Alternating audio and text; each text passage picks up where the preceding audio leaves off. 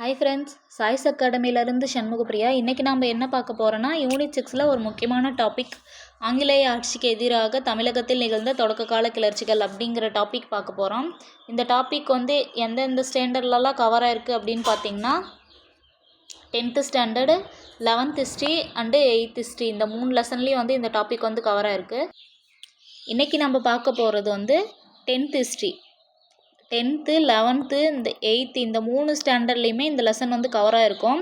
நம்ம இன்றைக்கி வந்து 10th பார்க்கலாம். 10th வந்துட்டு பாளையக்கார முறை அறிமுகம். ஃபஸ்ட்டு வந்து 10th யார் வந்து முதல்ல எதிர்ப்பாங்கன்னா, பூலித்தேவர் தான் வந்து எதிர்த்திருப்பார். அந்த பூலித்தேவர் யாருன்னா ஒரு பாளையக்காரர், அதாவது மதுரை ஆட்சி பண்ணிகிட்டு இருந்தவங்களுக்கு கீழே அது 72 டிவிஷனாக பிரித்ததில் கொஞ்சமாக இருக்கும். அதாவது திருநெல்வேலி பகுதின்னு ஒரு சின்ன பகுதி இருக்கும். அந்த பகுதியை ஆட்சி பண்ணிகிட்டு இருந்தவர் தான் வந்து பூலித்தேவர். அவர் தான் ஃபஸ்ட்டு வந்து என்ன பண்ணார், ஆங்கிலேயரை வந்து எதிர்த்தார்.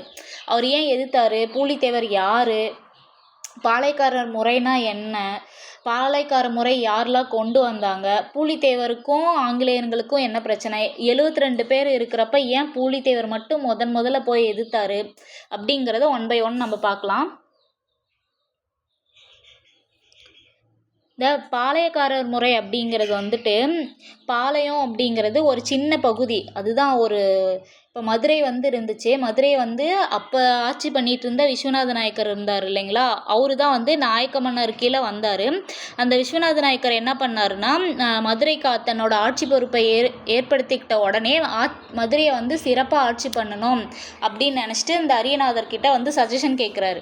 இப்போ அந்த அரியநாதர் வந்து என்ன சொல்கிறாருன்னா வந்துட்டு, வாரங்காலில் வந்து பிரதாபருத்ரன் அப்படின்னு சொல்லிட்டு ஒரு காக்கத்திய மன்னர் இருந்தார். அவர் வந்து தன்னோட ஆட்சி பகுதியில் வந்து இப்படி தான் வந்து ஆட்சி பண்ணார், பாளையக்காரர் முறையை அவர் தான் ஃபஸ்ட்டு வந்து கொண்டு வந்தார் அப்படின்னு சொல்லிட்டு இந்த அரியநாதர் வந்து யார்கிட்ட, விஸ்வநாத நாயர்கிட்ட வந்து சொல்கிறாரு. அப்படியா பாளையக்காரர் முறை அப்படின்னா என்ன அப்படின்னா, தன்னோட பகுதிகளை கொஞ்சம் கொஞ்சமாக ஸ்ப்ளிட் அப் பண்ணி கொடுத்துட்டு அதுக்கு ஒரு குறுநில தலைவர் மாதிரி வந்து போட்டு அந்த பகுதியில் என்ன நடந்தாலும் அதுக்கு அந்த நிலத்தலைவன் தான் வந்து பொறுப்பு. அங்கே குற்றவியல் வழக்கு இருந்தாலும் சரி, அந்த இடத்துல வந்து காவல் காக்கிறதா இருந்தாலும் சரி, இல்லை அங்கே இருக்கிற வந்து படையை வந்து பராமரிக்கிறதா இருந்தாலும் சரி, அது எல்லாத்தையும் வந்து யார் பார்ப்பாங்க, அந்த குறுநில தலைவர் தான் வந்து பார்ப்பாங்க அப்படின்னு சொல்லிட்டு இந்த அரியநாதர் வந்து சொல்கிறாரு. ஓகே, நல்லா இருக்கு அமைச்சரே, நம்மளும் அதே மாதிரியே பண்ணிடலாம் அப்படின்னு சொல்லிட்டு இந்த விஸ்வநாத நாயக்கர் வந்து அரியநாதர் பேச்சை கேட்டுட்டு பாளையக்கார முறையை வந்து கொண்டு வராரு. எங்கள் தமிழ்நாட்டில் ஃபஸ்ட் டைம் வந்து யார் கொண்டு வராங்க, விஸ்வநாத நாயக்கர் தான் வந்து கொண்டு வரார். சரிங்களா. அப்போ வந்து திருநெல்வேலி பகுதி யாருக்கு போகுதுன்னா வந்து பூலித்தேவர் கையில் போகுது. அந்த பாளையக்காரர்கிட்ட அங்கே இருக்கிறவங்க கிட்ட வரி கலெக்ட் பண்ணி இவங்க வந்து ஒரு குறிப்பிட்ட படை வந்து கொடுத்துருவாங்க. இந்த பகுதி வந்து நீ பண்ணிக்கோ அப்படின்னு சொல்லிட்டு அதுக்கு வந்து அந்த பகுதியை பராமரிக்கிறதுக்காக ஒரு சின்ன படை மாதிரி கொடுத்துருவாங்க. எனக்கு எப்போல்லாம் வந்து போர் தேவை வந்து நடக்குதோ அப்போ வந்து நீ வந்து உன்னோட படையை வந்து எனக்கு கொடுத்துடணும், இந்த படை பராமரிக்கிறதுக்கான செலவு இதெல்லாம் வந்துட்டு நீ அந்த பகுதியில் வந்து வரி வசூல் பண்ணி நீ பார்த்துக்கோ அப்படின்னு சொல்லிட்டு சொல்லிடுறாங்க. அதுபடி இந்த பாளையங்கள் வந்து 2 சைடாக பிரிக்குது. வந்து எப்படின்னா, கிழக்கு சைடில் ஒரு பகுதியாகவும் மேற்கு சைடில் ஒரு பகுதியாகவும் பிரிக்கிறாங்க. கிழக்கு சைடில் பிரித்தவங்க தான் யார், சாத்தூர், நாகலாபுரம், எட்டயபுரம், பாஞ்சாலக்குறிச்சி. இவங்களாம் வந்துன்னா நாயக்க பிரிவுனா இவங்களாம் தெலுங்கு பேசுகிறவங்க, தெலுங்கு நாயக்கர்கள் அப்படிங்கிற மாதிரி சொல்லுவாங்க. அதே மாதிரி இந்த மேற்கு சைடில் வந்து ஊத்துமலை, தலைவன்கோட்டை, நடுவுக்குறிச்சி, சிங்கம்பட்டி, சேத்தூர்னு இருக்கு இல்லைங்களா, இதெல்லாம் வந்து மறவர் இனத்தை சேர்ந்தவங்க. அதாவது பாளையக்காரர்களில் 2 இனம் இருக்குது. ஒன்று தெலுங்கு நாயக்கர்கள், இன்னொன்று வந்து இந்த மறவர் நாயக்கர் அப்படின்னு சொல்லிட்டு இருக்காங்க. இது ஆக்சுவலி வந்து எப்படி 72 பரம்பரை பாளையக்காரர்கள்லாம் வந்து இருந்தாங்க அப்படின்னு சொல்லியிருக்காங்க. சரிங்களா. சரி, ஓகே. அப்படி வந்து பாளையக்காரர் முறை வந்துட்டு இருந்த இடத்துல இந்த பூலித்தேவர் வந்து திருநெல்வேலி பகுதியில் ஆட்சி பண்ணிட்டு இருந்தார் இல்லைங்களா. 72 பேர் இருந்த இடத்துல ஏன் பூலித்தேவர் வந்து ஃபஸ்ட்டு வந்து எதிர்த்தாரு அப்படின்னா, இதுக்கு ஒரு சின்ன ஹிஸ்டாரிக்கல் பேக்ரவுண்டு கொஞ்சம் நம்ம பார்த்துட்டு வந்துடலாம். ஏன்னா நீங்கள் இது வந்துட்டு புக்கில் வந்து இருக்காது. புக்கில் வந்து டைரெக்டாக எப்படி இருக்கும்னா, பாளையக்கார முறை இருக்கும், அதுக்கப்புறம் வந்து பூலித்தேவர் எதிர்த்தது இருக்கும், பூலித்தேவருக்கு அப்புறம் வரிசையாக யாரெல்லாம் எதிர்த்தாங்க, வேலுநாச்சியார் வந்தாங்க, வேலுநாச்சியாருக்கு அப்புறம் வந்து கட்டபொம்மனுக்கு அப்புறம் யார், இந்த மருது பாண்டியர்கள் இருப்பாங்க இல்லைங்களா, அவங்க இருப்பாங்க. அதுக்கப்புறம் தீரன் சின்னமலை, இவ்வளோதான். இப்படி வந்து கான்ஷியஸில் இப்படியே போயிட்டே இருக்கும், நூல் பிடிச்சி போயிட்டே இருக்குமே தவிர, ஃபஸ்ட்டு ஏன் இந்த பாளையக்காரர்கள் வந்து எதுக்கணும், எதனால் எதுக்கணும், அதுவும் 72 பேர் இருக்கிறப்ப ஏன் பூலித்தேவர் மட்டும் எதுக்கணும், முன்ன ஏன் அவர் எதிர்த்தாரு அப்படிங்கிறதுக்கான ஒரு ஹிஸ்டாரிக்கல் பேக்ரவுண்ட் தெரியாமல், ஒரு கனெக்ஷன் இல்லாமல் படித்தோம்னா நமக்கு தலையும் புரியாமல் வாலும் புரியாமல் ஏதோ அப்படிங்கிற மாதிரி மனப்பாடம் பண்ணுற மாதிரியே இருக்கும். அதனால் நான் ஒரு சின்ன ஹிஸ்டாரிக்கல் பேக்ரவுண்டை வந்து சொல்கிறேன். அது ரொம்பவே இந்த ஸ்டோரியை கனெக்ட் பண்ணிக்கிறதுக்கு உங்களுக்கு ஹெல்ப்ஃபுல்லாக இருக்கும். சரிங்களா? ஃபஸ்ட்டு இந்த ஆங்கிலேயர்கள், இப்போ ஹீரோவை பார்த்துட்டோம். இப்போ வில்லன் என்ட்ரி பார்க்கலாம். இப்போ வந்து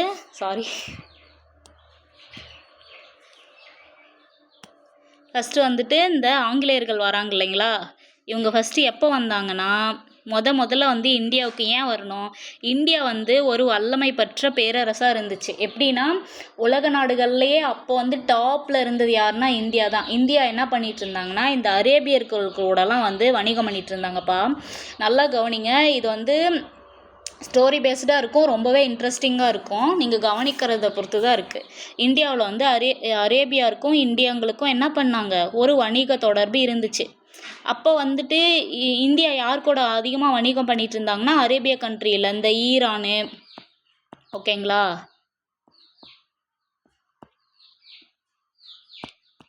அதுக்கப்புறம் Iraq, okay, Iran, Iraq, Rome, எகிப்து, ஆப்கானிஸ்தான், சிரியா, இந்த நாடுகள் கூடலாம் வந்துட்டு என்ன பண்ணிட்டு இருந்தாங்க, இந்தியா வந்து ட்ரேடிங் பண்ணிட்டு இருந்தாங்க. இந்த இந்தியாவுக்கும் அரேபியாவுக்கும் இடையில வந்து ட்ரேடிங் போயிட்டுருக்கு. அப்போ அரேபியா கண்ட்ரியில் வந்து நல்ல ஒரு வரவேற்பு இருந்துச்சு. அதுவும் இல்லாத அந்த வணிக போட்டின்னு சொல்லுவாங்கள்ல, அது வந்து ரொம்ப கடுமையாக இருந்துச்சு.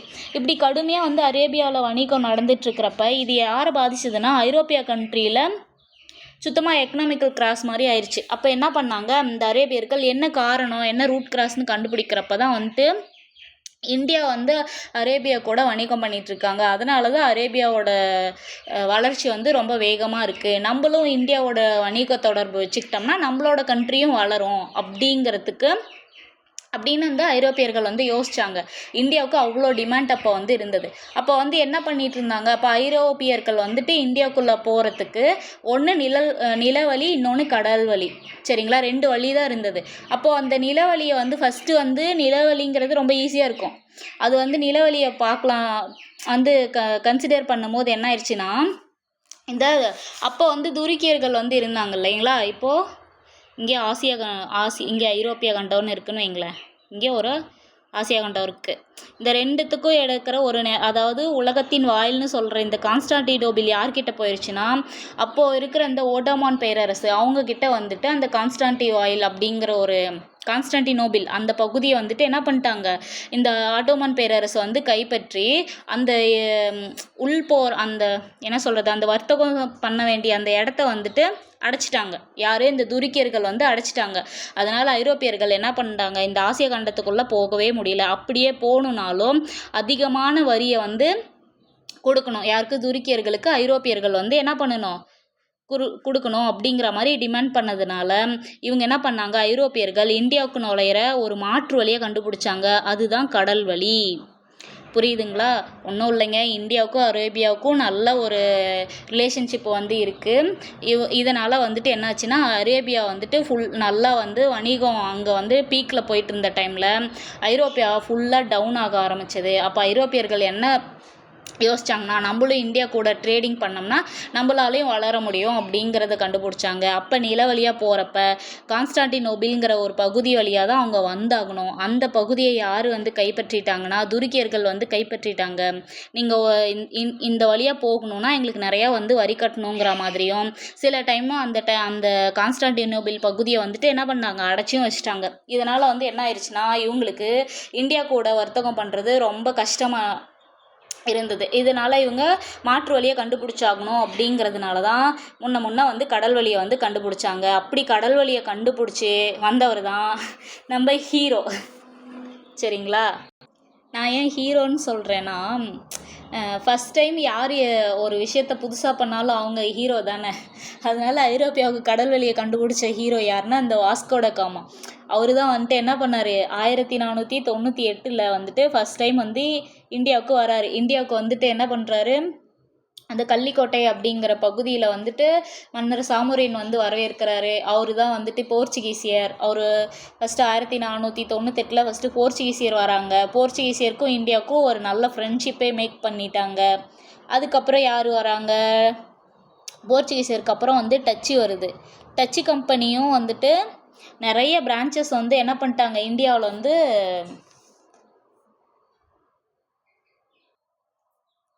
இந்த டச்சு கம்பெனி வந்து என்ன பண்ணாங்க, நிறைய பிரான்ச்சஸ் வந்து இந்தியாவில் வந்து ஆரம்பித்தாங்க. அதுக்கப்புறம் டச்சுக்கு அப்புறம் யார் வந்தாங்கன்னா, டச்சுக்காரங்க எப்போ வராங்க அப்படின்னு சொல்லிட்டு பார்த்தீங்கன்னா 1602 இந்த டைமில் தான் வந்துட்டு டச்சுக்காரங்க வந்து இந்தியாவுக்குள்ளே என்ட்ரி ஆகுறாங்க.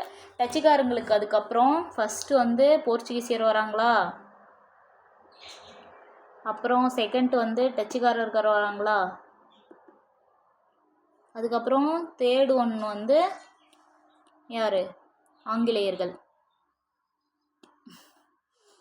ஃபோர்த்து ஒன்று டேனியர். ஃபிஃப்த்து தான் ஃப்ரெஞ்ச். ஓகேங்களா, ஃப்ரெஞ்சு எப்போ வருது, கடைசியாக தான், எல்லாருக்கும் கடைசியாக தான் வந்துட்டு ஃப்ரெஞ்சுக்காரங்கள் வந்தாங்க. ஆனால் ஃப்ரெஞ்சுக்காரங்க தான் ஃபஸ்ட்டு ஆங்கிலேயர்களே பயந்துட்டு தான் இருந்தாங்க. இந்த ஃப்ரெஞ்சுக்காரங்களால தான் நம்ம மேலே இருந்த பயம் வந்து ஆங்கிலேயர்களுக்கு போயிடுச்சு. அதுக்கு மூல காரணமே இந்த ஃப்ரெஞ்சுக்காரன் தான். அது என்னன்னு 1 by 1 பார்க்கலாம். இந்த போர்ச்சுகீசியக்காரங்க வந்துட்டு ஃபஸ்ட்டு இவங்க வந்தது கொச்சியில் தான் வந்து தன்னோட வியாபார தளத்தை வந்து ஆரம்பித்தாங்க. கொச்சியிலேருந்து அதுக்கப்புறம் எங்கே போயிட்டாங்க, கோவாவை மையமாக வச்சுட்டு வணிகத்தலங்களை வணிகம் வந்து செய்ய ஆரம்பிச்சிட்டாங்க. அதுக்கப்புறம் வந்து டச்சுக்காரங்கள் வந்து பல இடத்துல வந்து வச்சுருந்தாலும் இவங்க டச்சுக்காரங்க யாருக்கு வந்து சப்போர்ட்னா, ஆங்கிலேயர்களும் இவங்களும் ஒரே டீம், டச்சுக்காரங்களும் ஆங்கிலேயர்களும் ஒரே டீம். ஏன்னா இவங்க ஐரோப்பாவில் 2 பேருமே வந்துட்டு ஃப்ரெண்ட்ஸு. ஐரோப்பாவில் டச்சு கண்ட்ரியும் இந்த பிரிட்டிஷ் கண்ட்ரியும் வந்துட்டு ஃப்ரெண்ட்ஸுங்கிறதுனால என்ன பண்ணிட்டாங்க, இங்கேயும் வந்துட்டு அவங்க வந்து ஃப்ரெண்ட்ஷிப் மேக் பண்ணி ஒரு ஃப்ரெண்ட்ஸாக தான் இருந்தாங்க. இவங்க 2 பேரும் ஒரே டீம், ஃப்ரெஞ்சுக்காரன் ஒரு டீம். அதுக்கப்புறம் வந்து டேனியர்கள். இந்த டேனியர்கள்னாலையும் டச்சினாலையும் வந்துட்டு இவங்க 2 பேரையும், ஆங்கிலேயர்களையும் ஃப்ரெஞ்சுக்காரங்களையும் சமாளிக்க முடியாமல் இவங்க 2 பேருமே, அதாவது டச்சும் டேனிஷும் பின்வாங்கிட்டாங்க. அப்போ இந்த கம்பெனியில் யாருக்கு போட்டினா, ஆங்கிலேயர்களுக்கும் ஃப்ரெஞ்சுக்காரங்க 2 பேருக்கு தான் வந்து போட்டியே இங்கே. சரிங்களா, ஓகே, கொஞ்சம் பேக்ரவுண்ட் நாய்ஸ் இருந்தால் கொஞ்சம் அட்ஜஸ்ட் பண்ணிக்கோங்க, சாரிப்பா. இப்போ வந்து இந்த 2 பேருக்கு, ஆங்கிலேயர்களுக்கும் இந்த பிரெஞ்சுக்காரங்களுக்கும் மட்டும்தான் போட்டின்னு நான் வந்துட்டு அது சொல்லியிருந்தேன்ல. அது ஏன்னா, இந்த ஆங்கிலேயர்கள் எப்போ வந்தாங்க, 1600 வந்துட்டு என்ன பண்ணாங்க, அவங்க இதில் December 31 அன்னைக்கு வந்து பெர்மிஷன் வாங்கிட்டு இந்தியாவுக்குள்ளே வராங்க. இந்தியாவில் வந்துட்டு நான் தான் ஆல்ரெடி சொல்லியிருந்தேன்ல, போர்ச்சுகீசியர்களுக்கும் இந்தியர்களுக்கும் ஆல்ரெடி நல்ல ஃப்ரெண்ட்ஷிப்னு. அப்போ வந்துட்டு இந்தியாவில் ஜஹாங்கீர் வந்து என்ன பண்ணிட்டாரு, போர்ச்சுகீசியர்கள் கூட இருந்த நட்புறவின் காரணமாக இவங்களோட ஆங்கிலேயரோட ப்ரொப்போசலை வந்துட்டு ரிஜெக்ட் பண்ணிட்டார். திரும்ப ஒருக்கா வந்துட்டு ரிட்டர்ன் வந்தாங்க. என்னென்னா, ஏன் அவர் வந்து இம்ப்ரெஸ் ஆகி பெர்மிஷன் கொடுத்தாருனா, இந்த போர்ச்சுகீசியங்களுக்கும் ஆங்கிலேயர்களுக்கும் ஒரு சின்ன கடல் போர் மாதிரி நடந்துச்சு. அந்த போரில் வந்து போர்ச்சுகீசியரை வந்துட்டு ஆங்கிலேயர்கள் படை வீழ்த்திருச்சு. இதை பார்த்து இம்ப்ரெஸ் ஆன ஜஹாங்கீர் என்ன பண்ணிட்டாரு, சரி ஓகேப்பா அப்படின்னு சொல்லிட்டு 1613 வந்து இவங்களுக்கு வணிகத்தளம் அமைச்சுக்கோங்க அப்படின்னு சொல்லிட்டு பெர்மிஷன் வந்து கொடுக்குறாங்க. எங்கே ஃபஸ்ட்டு கொடுத்த இடம் வந்து சூரத். சரிங்களா, அதே மாதிரி ஃப்ரெஞ்சுக்காரங்களுக்கும் வந்து ஃபஸ்ட்டு என்ன பண்ணாங்க, சூரத்தில் தான் வந்து வணிகத்தலங்களை அமைச்சிருப்பாங்க. அது ஏன்னா ஃபஸ்ட்டு நான் சொல்கிறேன், பாண்டிச்சேரி தான் ஃப்ரெஞ்சுக்காரங்களோட வந்து ஒரு தலைமையிடமாக இருந்துச்சு. ஆனால் அவங்க ஃபஸ்ட்டு வணிகத்தலத்தை வந்து ஃபோக்கஸ் பண்ணது சூரத்தில் கிடைக்கிற அந்த காட்டன் வந்து இருக்குது இல்லைங்களா, அங்கே வந்து இந்த காட்டன் வந்து நல்ல குவாலிட்டியான காட்டன். இந்த காட்டன் வந்து ஐரோப்பாவில் இதுக்கு நல்ல வரவேற்பு இருந்ததுனால ஃபஸ்ட் அதை மையமாக வச்சு தான், குஜராத்துன்னு நினைக்கிறேன், அங்கே வந்துட்டு குஜராத் காட்டனுக்கு அந்த கிளாத்துக்கு வந்து ஐரோப்பாவில் நல்ல வரவேற்பு இருந்ததுனால அவங்க வந்து சூரத்தை தான் ஃபஸ்ட்டு வந்து மையமாக வச்சு தன்னோட பிஸ்னஸை வந்து ஆரம்பிக்கிறாங்க. யார், ஆங்கிலேயர்களும் ஃப்ரெஞ்சுக்காரங்களும். ஆங்கிலேயர்கள் எப்போ ஆரம்பித்தாங்க, 1613. ஃப்ரெஞ்சுக்காரங்க எப்போ ஆரம்பித்தாங்க, 1664 வந்துட்டு என்ன பண்ணாங்க, இந்த பிரெஞ்சு கிழக்கிந்திய கம்பெனி வந்து ஸ்டார்ட் அப் பண்ணி இந்தியாவுக்குள்ளே வந்துட்டு இவங்க வந்து பாண்டிச்சேரியை தலைமையிடமாக வச்சு தன்னோட பிஸ்னஸ் வந்து நல்லபடியாக தான் கொண்டு போயிட்டு இருந்தாங்க. இதுக்கு இடையில வந்து ஏற்கனவே ஐரோப்பா கண்ட்ரியில் இவங்களுக்கு ஆங்கிலேயர்களுக்கும் பிரெஞ்சுக்காரங்களுக்கும் இடையில வாரிசுரிமை போர் அப்படின்னு வந்து நடந்துட்டு இருந்துச்சு. ஆஸ்திரேலியா வாரிசுரிமை போர் இருக்குங்களா, அது வந்து ஐரோப்பா கண்ட்ரியில் வந்து நடந்துட்டு இருந்ததுனால அதோட அங்கேருந்து தானே இப்போ இந்தியாவுக்கு வராங்க. இந்தியாவிலேயும் இவங்க 2 பேரும் வந்து ஒருத்தருக்கு ஒருத்தர் வந்து எதிரிங்களாகவே வந்து போயிட்டு இருந்துச்சு. இப்படி இருக்கிற காலகட்டத்தில் தான் இந்த டச்சுக்காரன் என்ன பண்ணுறான், இந்த பிரெஞ்சுக்காரங்களோட ஒரு தலைமையிடமாக இருந்துச்சுன்னு சொன்னால பாண்டிச்சேரி, அதை வந்து ஒரு போர் மாதிரி பண்ணி இந்த டச்சு வந்து வாங்கிடுறான். இந்த டச்சுக்கு ஹெல்ப் பண்ணது யார், இந்த ஆங்கிலேயர்கள் தான். இவங்க என்ன பண்ணாங்க, பிரெஞ்சுக்காரங்க திரும்ப போர் பண்ணி இந்த இவர் கொடுத்த இந்த ரிட்டனாக கொடுக்குறோன்னு சொல்லுவாங்கள்ல, அந்த பிரெஞ்சுக்காரன் கொடுத்த அடியில் இந்த டச்சுக்காரன் பயந்துட்டான், நல்லாவே பயந்துட்டான். இந்த ஆங்கிலேயர்களுக்கும் செம பயம் வந்துருச்சு. ஏன்னா வந்துட்டு இது பின்னாடி நம்மளும் இருந்தோன்னு தெரியுது, இதனால் நமக்கும் பின்னாடி ஆபத்து வருமோ அப்படின்னு சொல்லிட்டு இந்த ஆங்கிலேயர்கள் வந்து பயந்துட்டாங்க. இந்த ஆங்கிலேயர்கள் பயந்த விளைவாக என்ன பண்ணாங்கன்னா, அப்போ வந்து இந்த கடற்படைன்னு ஒன்று இருக்கும்ல, அந்த கடற்படைக்கு யார் தலைவராக இருந்தாங்கன்னா ஆங்கிலேயர்கள் தான் தலைவராக இருந்தாங்கப்பா. இந்த இடத்துல நல்லா கவனிங்க. இந்த ஆங்கிலேயர்கள் வந்து என்ன பண்ணாங்க, இந்த கப்பல் எப்படி வரைகிறது, ஐயோ எல்லாம் மறந்து போச்சே, இதுதான் கப்பல் சரிங்களா, எப்படியே வச்சுக்கோங்க, கொஞ்சம் கஷ்டமாக தான் இருக்கும், வச்சுக்கோங்க. இந்த கப்பல் படையிலலாம் வந்துட்டு இந்த கடற்கரை பகுதிக்கு தலைவராக யார் இருந்தாங்கன்னா வந்துட்டு யார்,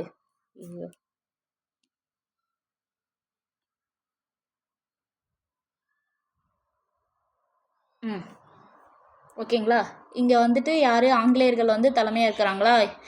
எங்கே தன்னோட இடத்துக்கும் ஆபத்து வந்துருமோன்னு சொல்லிட்டு இந்த ஆங்கிலேயர்கள் என்ன பண்ணுறாங்க, பிரெஞ்சுக்கு சொந்தமான இந்த கப்பல் எல்லாத்தையும் இந்த ஆங்கிலேயர்கள் வந்து பிடிச்சி வச்சுக்கிறாங்க சரிங்களா.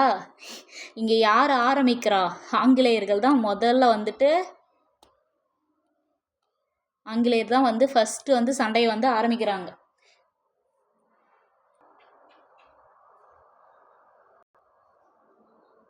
ஓகே, வீடியோ கட்டானது தெரியாத நான் பாட்டுக்கு தனியாக நடத்திட்டு இருந்திருக்கேன் இவ்வளோ நேரம். சரி ஓகேங்க, நான் எதில் விட்டேன், இந்த வந்து பிரெஞ்சுக்கு சொந்தமான இந்த கப்பல் எல்லாத்தையும் வந்து என்ன பண்ணிட்டாங்க, இந்த ஆங்கிலேயர்கள் வந்து கைப்பற்றிக்கிட்டாங்க அப்படின்னு நான் சொல்லிட்டு இருந்தேன்னா, அவர் வந்து கைப்பற்றின அந்த பேர், நல்ல ஒரு பேர் என்னன்னா பர்னட். அவரு தான் வந்து என்ன பண்ணிட்டாரு, பிரெஞ்சுக்கு சொந்தமான இந்த கப்பல் எல்லாத்தையும் கைப்பற்றிட்டாரு. அவர் ஏன் கைப்பற்றினாரு, டச்சு வந்துட்டு இது பிரெஞ்சுக்கு தலைமையிடமான இந்த பாண்டிச்சேரியை கைப்பற்றினா, இந்த பிரெஞ்சு திரும்ப போரிட்டு இந்த பாண்டிச்சேரியை வந்து மீட்டுட்டான். அந்த போருக்கு கையாண்ட முறை எல்லாத்தையும் பார்த்து இந்த ஆங்கிலேயர் பயந்துட்டான். ஏன்னா டச்சுக்காரனை தூண்டி விட்டதே இந்த ஆங்கிலேயர் தானே, எங்கே தான் பக்கம் திரும்பிடுவானோ அப்படின்னு சொல்லி பயந்துட்டு இதுக்கு வந்து ரிட்டர்ன் கொடுக்கணும் அப்படிங்கிற மாதிரி ஆங்கிலேய கப்பற்படை தளபதியாக இருந்த பர்னட் என்ன பண்ணார், பிரெஞ்சுக்கு சொந்தமான இந்த கப்பல்லாம் கைப்பற்றினோடனே இந்த பிரெஞ்சு கவர்னர் இருக்கார்ல, அப்போ பிரெஞ்சு கவர்னராக இருந்தவர் யாருன்னா டியூப்ளே தான். இந்த டியூப்ளே என்ன பண்ணிட்டாரு, மொரிசியஸ் கவர்னர், மொரிசியஸ் கவர்னரும் இவர் இந்த பிரெஞ்சு கவர்னர் டியூப்ளேவும் ரொம்ப திக் ஃப்ரெண்ட்ஸு. இவர் என்ன பண்ணிட்டாரு, தான் நண்பன்கிட்ட போயிட்டு, நண்பா இந்த மாதிரி என் ஆங்கிலேயர் வந்து என் கப்பல்லாம் பிடிச்சி வச்சிட்டாங்க, எனக்கு வந்து ஹெல்ப் பண்ணு அப்படின்னு சொல்லிட்டு மொரிசியஸ் கிட்ட ஹெல்ப் கேட்குறாரு. மொரிசியஸ் கவர்னரும் தன்னோட படையெல்லாம் கூட்டிகிட்டு இங்கே வந்துட்டு வராரு. வந்த வேட்டிக்கு இவங்க பிரெஞ்சு ப்ளஸ் மொரிசியஸ் ரெண்டும் சேர்ந்து இந்த ஆங்கிலேயரை வந்து தாக்கிட்டு தன்னோட கப்பலை மீட்டதும் இல்லாத சென்னையை வந்து கைப்பற்றிடுறாங்க. எங்கள் ஆங்கிலேயரோட வசம் இருந்த சென்னையை என்ன பண்ணுறாங்க, இந்த பிரான்ஸ்காரன் கைப்பற்றிடுறான். அப்போ வந்து சென்னை யாரு கீழே இருந்துச்சுன்னா, இந்த ஆற்காடு நவாப் இருக்கார் இல்லைங்களா, அவரு கீழே தான் வந்து இந்த சென்னை வந்து இருந்தது. இப்போ இந்த ஆங்கிலேயர் என்ன பண்ணிட்டான், போயிட்டு இந்த ஆற்காடு நவாப்கிட்ட ஹெல்ப் கேட்டார். இந்த மாதிரியெல்லாம் ஆச்சு, இப்போ வந்து நீங்கள் தான் வந்து சென்னையில் வந்து இப்போ முற்றுகையிட்டு சென்னையை கைப்பற்றி எடுத்துகிட்டு போயிட்டாங்க, எனக்கு நீங்கள் தான் வந்து சென்னையை வந்து மீட்டு கொடுக்கணும் அப்படின்னு சொல்லிட்டு ஆற்காடு நவாப் கிட்ட போய் ஹெல்ப் கேட்குறாரு. அந்த ஆற்காடு நவாப் வேற யாரும் இல்லை, இந்த அன்வருதீன். அந்த அன்வருதீன் கிட்ட ஹெல்ப் கேட்குறப்ப இந்த அன்வருதீன் என்ன பண்ணுறாரு, ஃபஸ்ட்டு ஃப்ரெஞ்சுக்காரங்களுக்கு ஒரு வார்னிங் கொடுக்குறாரு. நீங்கள் வந்துட்டு ஆற்காடில் இருக்கிற சென்னை வந்து எனக்கு சொந்தமானது, நீ எப்படி வந்து அது கைப்பற்றலாம், ஒழுங்காக ரிட்டன் கொடுத்துரு அப்படின்னு சொல்லி டியூப்ளேக்கு வார்னிங் கொடுக்குறாரு. இந்த டியூப்ளே என்ன பண்ணுறாரு, சரிங்க அன்வருதீன், நான் வந்து சென்னையை ரிட்டன் பண்ணிடுறேன், உங்ககிட்ட தான் ஆனால் கொடுப்பேன், நான் வந்துட்டு ஆங்கிலேயர்கிட்ட தரமாட்டேன். ஏன்னா சண்டை ஸ்டார்ட் பண்ணது யாருன்னா இந்த ஆங்கிலேயர் தான். நான் வந்து அதுக்கு போரிட்டு அதை நான் மீட்டது நான் உங்ககிட்ட தான் கொடுப்பேன் அப்படின்னு சொல்லிட்டாரு. இவரும் அன்வர்தீனும் சரின்னு சொல்லி அக்செப்ட் பண்ணிக்கிட்டாரு. ஆனால் ஒன்ஸ் சென்னை வந்துட்டு ஃபுல்லாக யாரோட இந்த டியூப்ளே கண்ட்ரோலுக்கு வந்ததுக்கப்புறம் அன்வர்தீன் கிட்ட திரும்ப இந்த டியூப்ளே கொடுக்கவே இல்லை. இதை வந்து ஆங்கிலேயர் போயிட்டு என்ன சொல்கிறாரு, உங்ககிட்ட கொடுப்பேன்னு தானே அவன் சொன்னான். ஃபுல் கண்ட்ரோல் இப்போ வந்து யாருக்கு ஃப்ரெஞ்சு கிட்ட போயிடுச்சு, டியூப்ளே கிட்ட போயிடுச்சு. இப்போ வந்து சென்னை வந்து தரமாட்டேங்கிறான் அப்படின்னு சொன்னோடனே இந்த அன்வர்தீனுக்கு கோவம் வந்துருச்சு. இந்த அன்வர்தீனுக்கு கோவம் வந்தோடனே இவர் என்ன பண்ணுறாரு, ஒரு 10,000 சோல்ஜரை வந்து இந்த டியூப்ளேக்கு எதிராக வந்து கொண்டு போய் நிறுத்துறாரு. அப்போ வந்து வெறும் 930 தான் எங்கள் ஃப்ரெஞ்சோட படை வீரர்கள். அவங்க என்ன பீரங்கி துப்பாக்கி இதெல்லாம் வச்சு அன்வர்தீனோட அந்த 10K 10,000 வீரர்களையும் துவம்சம் பண்ணிட்டாரு.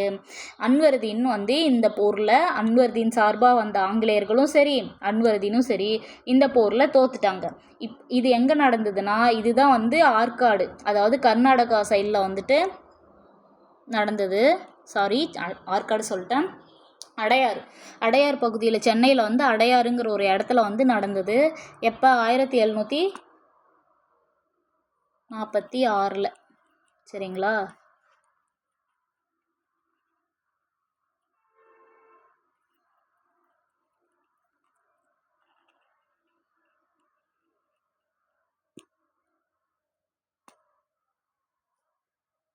இந்த போர் வந்து எதை ரெப்ரசன்டேட்டிவ் பண்ணுதுன்னா, இவங்க 10,000 படை வீரர்கள் வச்சுருந்தாலும் வெறும் 930 வீரர்கள் மட்டுமே வச்சே இந்த ஃப்ரெஞ்சுக்காரன் வந்து வெற்றி பெற்றுட்டான் அப்படிங்கிறது எல்லாரையும் திரும்பி பார்க்க வச்சது. யார், இந்த டியூப்ளே வந்து இருக்கார் இல்லையா, அவர் வந்துட்டு வின் பண்ணிட்டாருங்கிறத அக்செப்ட் பண்ணிக்கவே முடியல. எல்லாருக்குமே ஒரு பெரிய ஷாக். இவங்க ஆங்கிலேயர்களே வந்துட்டு இந்த அன்வர்தீன் கீழே, அதாவது இந்தியருக்கு கீழே வந்துட்டு இருந்தவருங்க. ஆனால் முதல்ல எதிர்த்தவர் யாருன்னா இந்த ஃப்ரெஞ்சுக்காரங்க தான் முதல்ல வந்து போரிட்டு வின் பண்ணவங்க. இதுதான் வந்துட்டு முதல் கர்நாடகா போர். எப்போ 1746 48 இந்த டைம் பீரியடில் வந்துட்டு நடந்தது.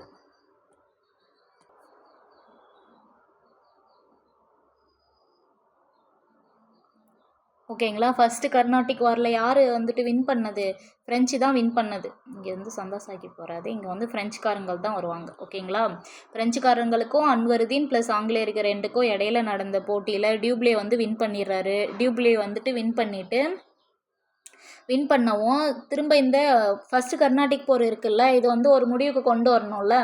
ஏன்னா அங்கேயும் வந்துட்டு முதல் கர்நாடக போர் ஐரோப்பாவிலேயும் முடிஞ்சிருச்சு. இந்த டைமில் அங்கே வந்துட்டு என்ன ஒரு உடன்படிக்கை போட்டாங்கன்னா, ஐலோ சாப்பல் உடன்படிக்கை வந்து 1748 வந்துட்டு போட்டு என்ன பண்ணாங்க, இந்த சென்னை பகுதி இருக்குல்ல, கைப்பற்றின இந்த சென்னை பகுதியை ஆங்கிலேயர்களுக்கே வந்து ரிட்டன் கொடுத்துட்டு திரும்ப வந்துட்டு அதை விட ரொம்ப பலம் வாய்ந்த இந்த அமெரிக்கா பகுதியில் லூயிஸ்பர்க் அப்படிங்கிற ஒரு பகுதியை வந்து என்ன பண்ணிட்டாங்க, ஃப்ரெஞ்சுக்காரங்க வாங்கிட்டாங்க. இந்த போர் செலவுலாம் யாருன்னா தோத்தவங்க தான் கட்டணும். ஆஸ் யூஷுவல் எல்லா பொருளையும் அப்படித்தானே. அதனால் இந்த ஃப்ரெஞ்சுக்காரங்களுக்கு என்ன கிடச்சிது, லூயிஸ்பர்க் அப்படிங்கிற ஒரு இடம் இந்த போர் மூலியமாக வந்து கிடச்சிது. இவருக்கு முதல்ல சண்டையை ஆரம்பித்தது யார், இந்த ஆங்கிலேயர்கள் தான். ஏன், ஃப்ரெஞ்சுக்கு சொந்தமான இந்த கப்பலில் வந்து பிடிச்சி வச்சுக்கிட்டாரு. இந்த கப்பலுக்கும் நமக்கும் ஆகவே ஆகாது போல இருக்கே. ஏதோ ஒன்று, இதுதான் வந்து கப்பல் சரிங்களா. கொஞ்சம் வந்து அட்ஜஸ்ட் பண்ணிக்கோங்க. இது வந்து ஆங்கிலேயர்கள் வந்து பிடிச்சிட்டாரு. யார் வந்துட்டு பிடிச்சதுன்னா பர்னட் வந்து பிடிச்சி வச்சுக்கிட்டாரு. பர்னட்டை பிடிச்சி வைக்கவும் இவனுங்க வந்து என்னது மொரிசியஸ் கிட்ட போயிட்டாங்க. மொரிசியஸ் கிட்ட ஹெல்ப் கேட்டு இந்த பிரெஞ்சு கவர்னர் டியூப்ளே என்ன பண்ணுறாரு, தன்னோட கப்பலை மீட்டதும் இல்லாத ஆங்கிலேயருக்கு சொந்தமான இந்த சென்னை வந்து கைப்பற்றிட்டாரு. அப்போ வந்து ஆற்காடு நவாப்பாக இருந்த அன்வர்தீன் கிட்ட இந்த ஆங்கிலேயர் போய் ஹெல்ப் கேட்குறாங்க. இந்த அன்வர்தீன் ஃபஸ்ட்டு ஃப்ரெஞ்சுக்காரங்களுக்கு வார்னிங் கொடுக்குறாங்க. இவர் வந்து பொய்யான ஒரு வாக்குறுதியை கொடுத்துட்றாரு, நான் சென்னை உங்ககிட்டே கொடுத்துட்றேன் அப்படின்னு சொல்லவும் இந்த அன்வர்தீன் சைலண்ட் ஆயிடுறாரு. ஆனால் சென்னை வந்து ஃபுல் கண்ட்ரோல் டியூப்ளே கண்ட்ரோல் வந்ததுக்கப்புறம் அவர் அன்வர்தீன் கிட்ட கொடுக்கல. அன்வர்தீனும் ஆங்கிலேயர்களும் சேர்ந்து போர் தொடுக்கிறப்ப இந்த போரில் வந்து ஃப்ரெஞ்சுக்காரன் வெற்றி பெற்றுறான். இதுதான் வந்து முதல் கர்நாடக போர் நடக்கிறதுக்கு ஒரு பிக்கஸ்ட்டாக இருந்தது. ஏன்னா 2 காரணம் தான். ஒன்று, ஆங்கிலேயர்களில் இது ஐரோப்பாவில் நடந்த இந்த ஆஸ்திரேலிய வாரிசுரிமை போர். 2வது, இந்த கப்பல்லாம் பிடிக்க வச்சிட்டான் பார்த்தீங்களா, இதுதான் வந்து உடனடி காரணமாக இந்த போருக்கு வந்து இருக்குது. இவன் ஏன் கப்பலை பிடிங்கி வச்சான்? ஏன்னா டச்சுக்காரங்களோட அந்த திரும்ப வந்து அந்த பாண்டிச்சேரியை ரிட்டன் வாங்கினான் இல்லைங்களா, அந்த விதம் வந்து ஆங்கிலேயர்களுக்கு ரொம்ப பயத்தை உண்டாக்கிருச்சு. திரும்ப நம்மக்கிட்ட தான் வந்துருவான் அப்படின்னு சொல்லிட்டு. அதனால தான் இந்த ஆங்கிலேயர்கள் இந்த மாதிரி பண்ணிட்டாங்க. இதெல்லாம் பார்த்த இந்த டச்சு என்ன பண்ணிட்டான், உங்கள் சண்டைக்கே நான் வரலன்னு சொல்லிட்டு காம்படிஷன்ல இருந்தே விலகிட்டான். எங்கள் வணிக போட்டியிலேருந்தே வந்து விலகிட்டார். இப்போ இருக்கிறது யாரு? டச்சு விலகிருச்சு. அப்போ போர்ச்சு இருக்கு. அதுக்கப்புறம் இப்போ இருக்கிறது யார்? இந்த போர்ச்சுகீசியல் இருக்காங்க ஃபஸ்ட்டு ஒன்று. அப்புறம் வந்து யார்? ஆங்கிலேயர்கள், அப்புறம் டேனியர், ஃப்ரெஞ்ச். இந்த டேனியர்கிட்ட என்ன பிரச்சனைனா, இவங்க இந்த ஆங்கிலேயர்கள்கிட்டையும் ஃப்ரெஞ்சுக்காரங்கிட்டையும் இருக்கிற மாதிரி ஒரு கப்பற்படையோ ஒரு பெரிய வசதி வந்து இல்லை. இதனால் என்ன பண்ணிட்டாங்க, டேனியரும் லெஃப்ட் ஆயிட்டாங்க. இப்போ வந்து டச்சுக்காரர்களும் போட்டியிலேருந்து விலகியாச்சு, இந்த டேனியர்களும் போட்டியிலேருந்து விலகியாச்சு. சரிங்களா? இப்போ இருக்கிறதே இந்த போர்ச்சுகீசியர்கள், ஆங்கிலேயர்கள், ஃப்ரெஞ்சுக்காரர்கள், இவ்வளோ தான் வந்துட்டு இப்போ வந்து இருக்காங்க. ஓகே, இப்போ அந்த 3 பேரில் போர்ச்சு இருக்குது, ஆங்கிலேயர்கள், அதுக்கப்புறம் யார்? இந்த ஃப்ரெஞ்சுக்காரங்க. நான் ஏன் 2 பேர் வந்து போட்டின்னு சொன்னேன் இல்லைங்களா, அதுக்காண்டி தான் இந்த எக்ஸ்ப்ளனேஷன் வந்து நான் கொடுத்துட்ருக்கேன். இப்போது இந்த போர்ச்சுகீசியர்கள் வந்து இருக்காங்கள்ல, இவங்க இந்த ஆங்கிலேயர்களும் ஃப்ரெஞ்சுக்காரங்களும் வருகைக்கு அப்புறம் இந்த போர்ச்சுகீசியர்களோட வணிகம் படிப்படியாக வந்து டவுன் ஆகிட்டே போயிடுச்சு. என்ன தான் வந்துட்டு இவங்க தான் ஃபஸ்ட்டு கடல் வழியை கண்டுபிடிச்சிருந்தாலும், ஃபஸ்ட்டு வந்து கம்பெனியெல்லாம் ஸ்டார்ட் அப் கம்பெனி கொண்டு வந்திருந்தாலுமே, இவங்க ஆங்கிலேயர்களுக்கும் வந்து ஃப்ரெஞ்சுக்காரங்களுக்கும் வருகைக்கு அப்புறம் வந்து இவங்களோட, அதாவது ஆங்கிலேயர் வருகைக்கு அப்புறமே வந்துட்டு பார்த்திங்கன்னா போர்ச்சுகீசியர்களோட இது படிப்படியாக வந்து ரொம்ப குறைஞ்சிட்டு வந்துருச்சு. இதனால் என்ன பண்ணாங்க, அப்போ வந்துட்டு இந்த பிஸ்னஸ் மேரேஜ் அப்போவே இருந்திருக்கு. இந்த போர்ச்சுகீசிய நாட்டு அந்த இளவரசி வந்து கேத்ரின் வந்து இருப்பாங்க. இவங்க இங்கிலாந்து மன்னர் 2ஆம் சார்லஸ்னு இருப்பார். அவங்களுக்கு இந்த போர்ச்சுகீசியல் இளவரசிகரன் இவங்களுக்கு கல்யாணம் நடக்குது. இந்த கல்யாணம் நடக்கிறப்ப இங்கே டவுரி என்னது சீதனமாக என்ன கொடுத்துருப்பாங்கன்னா பம்பாய். அப்போ இருந்து இந்த பம்பாயை வந்துட்டு யாரு கொடுத்தாங்க, இந்த போர்ச்சுகீசியர் பகுதிக்கு இந்த பம்பாயை வந்துட்டு சீதனமாக வந்து இங்கிலாந்து இளவரசர் 2ஆம் சார்லஸ்க்கு கொடுத்தாங்க. எப்போனா 1661 கொடுத்தாங்க. இது வந்து 1668 என்ன பண்ணிட்டாங்க, இந்த இங்கிலாந்து வந்து என்ன பண்ணாங்க, இந்த ஆங்கிலேயர்களுக்கு கிழக்கிந்திய கம்பெனி இருக்குது இல்லைங்களா, அவங்களுக்கு வாடகைக்கு விட்டாங்க. இப்போ இந்த ஆங்கிலேயர் கீழே என்ன இருக்குது, சென்னை, அப்புறம் வந்து இந்த பம்பாய், இந்த கல்கத்தா, இந்த பலம் வாய்ந்த பகுதிகள் எல்லாமே எங்கே இருக்குது, இந்த ஆங்கிலேயர்கள் வசம் வந்து இருக்குது. இப்போ சின்ன ஒரு ரீகேப் மாதிரி பார்த்துடலாம். ஃபஸ்ட்டு இந்தியர்கள் எப்படி வந்தாங்கன்னா, ஐரோப்பா கடல் வழி மூலிமா வந்தாங்க. ஏன் வந்தாங்கன்னா, அவங்க நாட்டில் வந்துட்டு வணிபம் வந்து ரொம்ப குறைஞ்சி போச்சு. ஐரோப்பா தான் அப்போ வந்து அரேபிய நாடான ஈரான், ஈராக்லாம் இருந்துச்சுல்ல, அவங்களாம் வந்து டாப்பில் இருந்தாங்க. அந்த வணிக போட்டினால் ஐரோப்பாவில் கடுமையான வீழ்ச்சி இருந்துச்சு. அப்போ வந்து உலக நாடுகள்லையே ஃபேமஸாக இருந்த நாடு வந்துட்டு, அதாவது பொருளாதார ரீதியாக வந்து முன்னிலையில் இருந்த நாடு எதுனா இந்தியா தான். இந்தியா கூட வணிகம் வச்சுக்கிட்டா நம்மளும் இந்த வீழ்ச்சியிலேருந்து மேலே வந்துடலாம் அப்படின்னு ஐரோப்பாவுக்கு தோணுச்சு. ஐரோப்பா என்ன பண்ணாங்க, நில வழியாக வரத்துக்கு துருக்கியர்கள் தடையாக இருந்ததுனால கடல் வழி கண்டுபிடிச்சி வந்தாங்க. அப்படி கடல் வழி கண்டுபிடிச்சி வந்தவர் தான் யாருன்னா போர்ச்சுகீசியர் வந்தாங்க. அவங்க தான் ஃபஸ்ட்டு கடல் வழியை கண்டுபிடிச்சி கள்ளிக்காட்டுக்கு வந்திருந்தாங்க. சரிங்களா? வாஸ்கோடா காமா, அதாவது போர்ச்சுகீசியர் சைட்லேருந்து யார் வராங்க, வாஸ்கோடா காமா வராரு. வாஸ்கோடா காமா வந்துட்டு இங்கே வந்து கள்ளிக்காடு அந்த இடத்துல வந்துட்டு வணிகத்தலத்தை வந்து ஆரம்பிச்சிடுறாங்க. ஓகேங்களா? வரவேற்கிறாங்க. அங்கே வந்து கொச்சியில் வந்து வணிக சமயத்தை இருக்குது. அந்த கொச்சியிலேருந்து எங்கே கோவாவுக்கு போகுது. கோவா வந்து வணிகமயத்தை வச்சு ஸ்டார்ட் அப் பண்ணி அவங்க வந்து நல்லா தான் வந்து போர்ச்சுகீசியர்கள் வந்து போயிட்டுருக்கு. போர்ச்சுகீசியர்களுக்கு அப்புறம் வந்து இரண்டாவதாக வந்தவங்க யாருன்னா டச்சுக்காரங்களுக்கு வந்துட்டு 1602 வந்து வராங்க. போர்ச்சுகீசியர்கள் எப்போ வந்தாங்க? 1498 வராங்க. டச்சுக்காரங்கள் 1602 வந்தாலும் பல பிரான்ச்சில் வந்து அவங்க வந்து பல இடங்கள்ல வந்து தன்னோட பிரான்ச்சஸ் வந்து உருவாக்கி ஒரு நல்ல நிலமையில தான் வந்து டச்சுக்காரங்களும் இருக்காங்க. எதனாலனா இந்த ஆங்கிலேயர்கள் கூட வந்து கைகோத்ததுனால தான் டச்சு வந்து வீழ்ச்சி ஆயிரும். ஓகேங்களா? அதுக்கப்புறம் மூணாவதாக யார் வராங்கன்னா இந்த ஆங்கிலேயர்கள் வராங்க. ஆங்கிலேயர்களுக்கு ஃபஸ்ட்டு அனுமதி கொடுக்கல.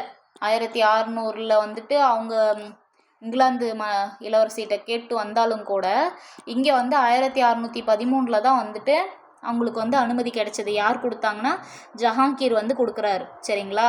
அதுக்கப்புறம் ஃபோர்த்தாக வரவங்க டேனியர். சரிங்களா?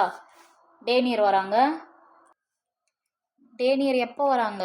1616 வந்து வராங்க டேனியர்களுக்கு வந்ததுக்கப்புறம் வந்து யார்? ஃபைனலாக தான் வந்து ஃப்ரெஞ்சுக்காரங்க வராங்க. சரிங்களா? இந்த ஆங்கிலேயர்களுக்கு வருகைக்கு அப்புறம் வந்து போர்ச்சுகீசியர்களோட வணிகம் வந்து குறைய ஆரம்பித்ததுனால இந்த போர்ச்சுகீசியர் நாட்டு இளவரசி யார்? கேத்ரின் அப்படிங்கிறவங்க இங்கிலாந்து மன்னர் 2ஆம் சார்லஸ் இருக்கார் இல்லைங்களா, அவங்களுக்கு வந்து மேரேஜ் ப்ரொபோசல் வந்து பண்ணி கல்யாணம் பண்ணி வச்சிடுறாங்க. அப்படி கல்யாணம் பண்ணி வைக்கிறப்ப வந்துட்டு தான் பம்பாய் வந்து என்ன பண்ணுறாங்க? சீதனமாக கொடுத்துட்றாங்க. எப்போ? 1661 வந்து சீதனமாக கொடுத்தாலும் 1668 தான் வந்து என்ன பண்ணுறாங்க? இங்கிலாந்து கம்பெனினே வருது. இங்கிலாந்து நாடு என்ன பண்ணுது? ஆங்கிலேய கிழக்கிந்திய கம்பெனிக்கு 1668 வந்து ஒரு வாடகையாக வந்து சென்னை வந்து கொடுத்துட்றாங்க. அப்போ வந்து ஆங்கிலேயர்கள் இன்னும் வந்து பலம் வாய்ந்துடுறாங்க.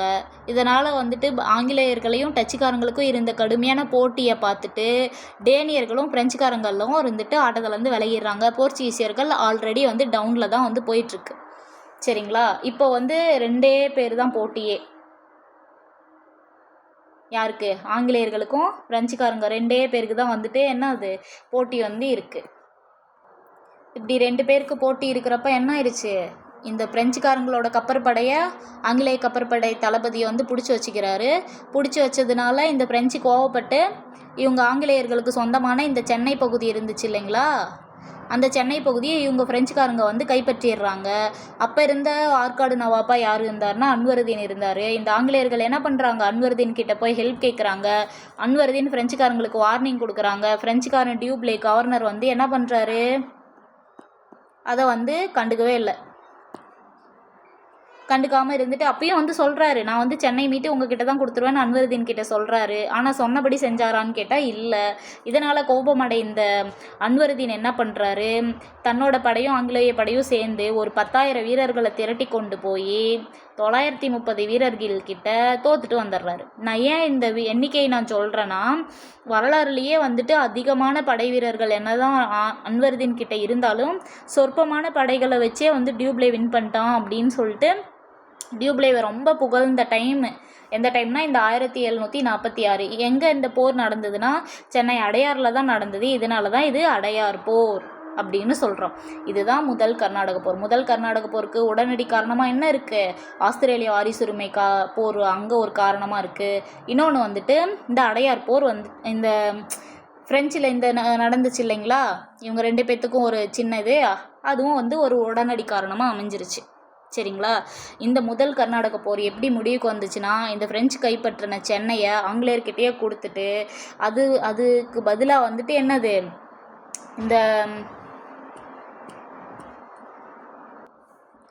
லூயிஸ்பெர்க் அப்படிங்கிற ஒரு நகரத்தை வந்துட்டு இந்த ஃப்ரெஞ்சுக்காரன் வந்துட்டு திரும்ப பெற்றுட்டான். என்னதான் இந்த வந்து ஃப்ரெஞ்சுக்கு சாதகமாக அமைஞ்சதுனால, இந்த முதல் கர்நாடக போர் ஃப்ரெஞ்சு அரசுக்கு சாதகமாக நடந்ததுனால இந்த ஆங்கிலேயருக்கு வந்துட்டு ஒரு வைத்தறிச்சலாகவே இருந்துச்சு. இந்த முதல் கர்நாடக போர் எப்படி முடிவுக்கு வந்துச்சுன்னா, 1748 இந்த ஐலா சாப்பேல் உடன்படிக்கை அப்படின்னு ஒரு உடன்படிக்கையை போட்டு இந்த போரை முடிவுக்கு கொண்டு வந்துட்டாங்க. இதன் பின்னாடி இந்த கர்நாடகத்தில் வந்து அப்போ வந்து அரசர்கள்லாம் இருந்தாங்கள்ல, இந்த கர்நாடகா பகுதியில் இருந்தாலும் சரி, இந்த ஹைதராபாத் பகுதியில் இந்த ஹைதராபாத் பகுதியாக இருந்தாலும் சரி, அப்போ வந்து ஆட்சி பண்ணிகிட்டு இருந்தவங்களுக்குள்ளேயே வந்துட்டு ஒரு வாரிசுரிமை போருங்கிற மாதிரி உள்நாட்டு போர் வந்து நடந்துட்டு இருந்துச்சு. இதை வந்து ஆங்கிலேயர்களும் ஃப்ரெஞ்சுக்காரங்களும் வந்து பயன்படுத்திக்கணும் அப்படின்னு நினச்சாங்க. ஓகே, இதை வந்து பயன்படுத்திக்க நினச்ச ஆங்கிலேயர்களும் ஃப்ரெஞ்சுக்காரங்களும் இந்த போர்கள், அந்த உள்நாட்டு போரை வந்து பயன்படுத்திக்கணும் அப்படின்னு நினச்சிக்கிட்டாங்க. இப்போ வந்துட்டு இந்த அன்வருதீன் வந்து ஃப்ரெஞ்சுக்காரங்கிட்ட தோற்று போயிட்டாருல்ல, அந்த தோல்வியை வந்து அவரால் அக்செப்ட் பண்ணிக்கவே முடியல. ஏன்னா அவரோட படைபலம் ரொம்ப பெருசு. ஃப்ரெஞ்சுக்காரங்கிட்ட இருந்தது குட்டியாக தான் இருந்துச்சு. ஆனால் ஒரு சின்ன படைபலத்தை வச்சு அன்வருதீனை வந்துட்டு தோத்துட்டார். ஏன்னா ஆற்காடு நவாப் இவர், நவாப்பையே வந்து தோக்கடிச்சிட்டாங்க அப்படின்னு சொல்லவும் இவரால் வந்து அன்வருதீனால் அந்த தோல்வியை அக்செப்ட் பண்ணிக்கவே முடியல. அது மட்டும் இல்லாத இவங்களுக்குள்ள ஏன் கர்நாடகத்தில் ஏன் வந்து உள்நாட்டு போர் வந்துச்சுன்னா, அப்போ வந்து சந்தா சாஹிப் தான் வந்து ஆற்காட்டுக்கு நவாப்பா ஆக வேண்டியது.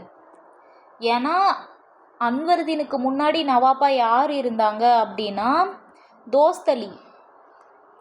சரிங்களா, இந்த தோஸ்த் அலி தான் வந்துட்டு இதுக்கும் இந்த பாளையக்கார லெசனுக்கும் என்னதான் மேம் சம்மந்தம், என்னதான் சொல்ல வரீங்கன்னு சொல்லிட்டு தோணுது அவங்களுக்கு. நான் பின்னாடி வந்து சொல்கிறேங்க. உண்மையிலுமே இது ஐ ஓப்பனிங்காக இருக்கும் உங்களுக்கு.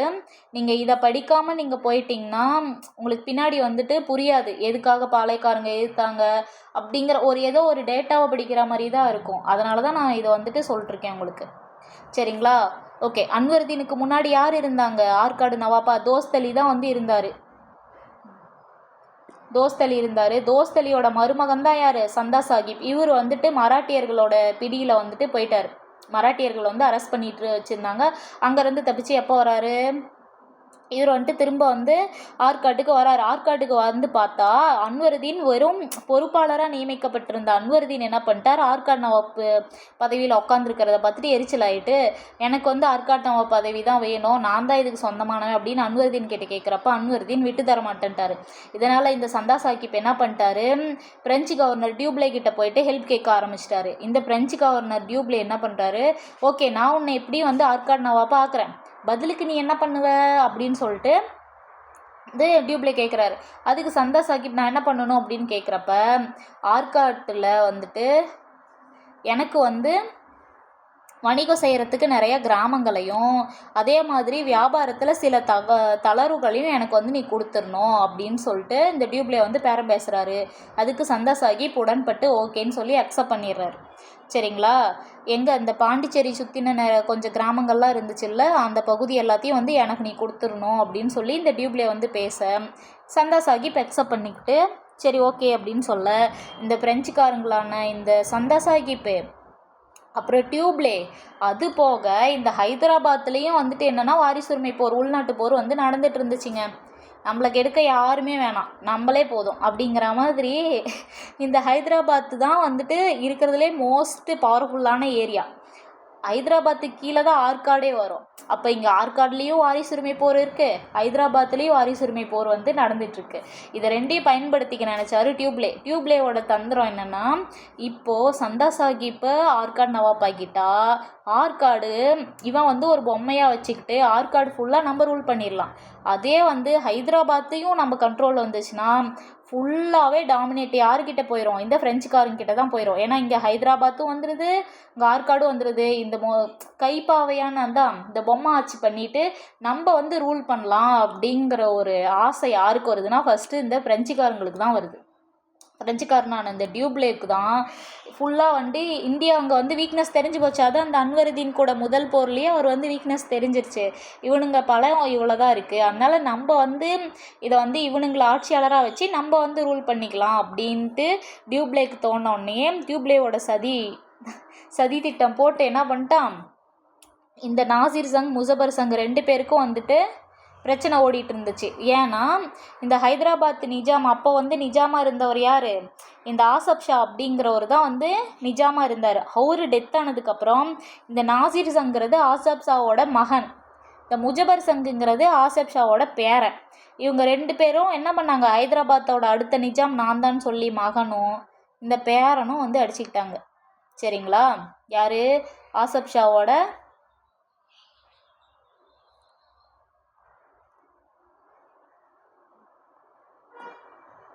ஆசப் ஷா நிஜாம் அப்படிங்கிறவரோட மகனும் பேரனும் வந்து அடிச்சுக்கிட்டாங்க.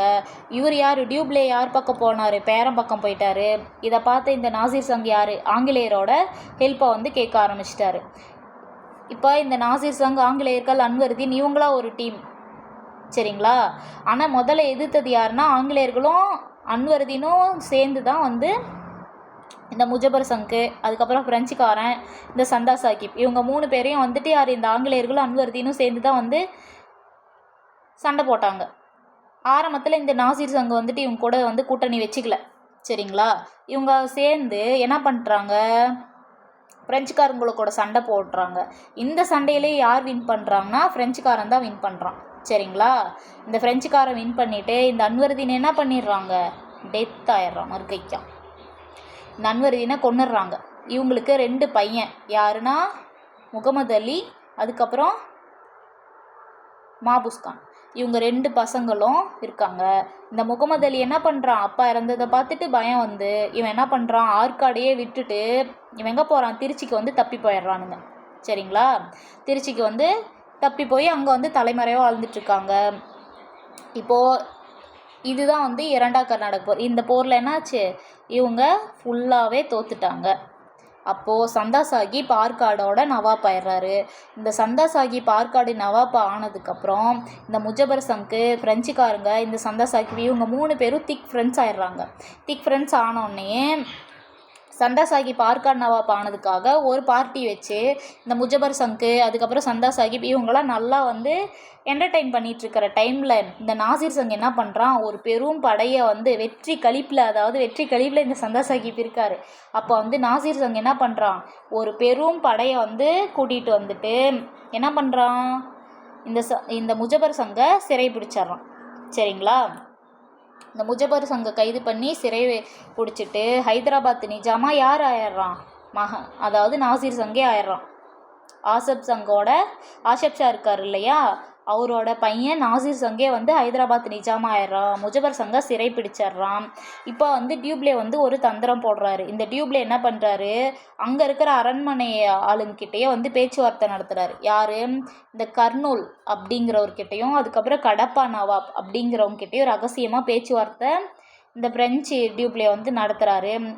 இவர் என்ன பண்ணுறாரு, இந்த கர்னூலும் வந்து கடப்பாவும் ஃப்ரெஞ்சுக்கு வந்துட்டு ஹெல்ப் பண்ணுறாங்க. டியூப்ளேக்கு ஹெல்ப் பண்ணி நாசிர் சங்கை கொன்னுடுறாங்கய்யா.